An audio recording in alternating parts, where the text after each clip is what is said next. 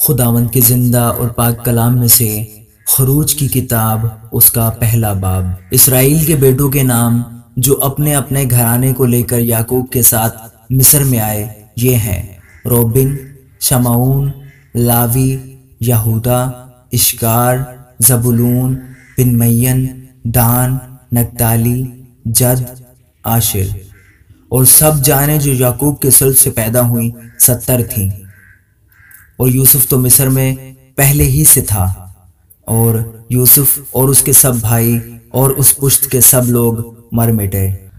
اور اسرائیل کی اولاد برومند اور کثیر التعداد اور فراوان اور نہایت زوراور ہو گئی، اور وہ ملک ان سے بھر گیا۔ تب مصر میں ایک نیا بادشاہ ہوا جو یوسف کو نہیں جانتا تھا، اور اس نے اپنی قوم کے لوگوں سے کہا، دیکھو اسرائیلی ہم سے زیادہ قوی ہو گئے ہیں، سو آؤ ہم ان کے ساتھ حکمت سے پیش آئیں، تا نہ ہو کہ جب وہ اور زیادہ ہو جائیں اور اس وقت جنگ چھڑ جائے تو وہ ہمارے دشمنوں سے مل کر ہم سے لڑیں اور ملک سے نکل جائیں۔ اس لیے انہوں نے ان پر بگاڑ لینے والے مقرر کیے جو ان سے سخت کام لے لے کر ان کو ستائیں۔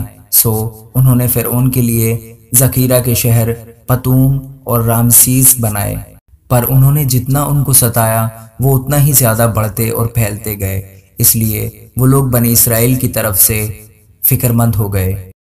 اور مصریوں نے بنی اسرائیل پر تشدد کر کر کے ان سے کام کرایا، اور انہوں نے ان سے سخت محنت سے گارا اور اینٹ بنوا بنوا کر اور کھیت میں ہر قسم کی خدمت لے لے کر ان کی زندگی تلخ کی۔ ان کی سب خدمتیں جو وہ ان سے کراتے تھے تشدد کی تھیں۔ تب مصر کے بادشاہ نے عبرانی دائیوں سے، جن میں ایک کا نام سفرا اور دوسری کا نام فوآ تھا، باتیں کی اور کہا کہ جب عبرانی عورتوں کے تم بچہ جناؤ اور ان کو پتھر کی بیٹھکوں پر بیٹھی دیکھو تو اگر بیٹا ہو تو اسے مار ڈالنا، اور اگر بیٹی ہو تو وہ جیتی رہے۔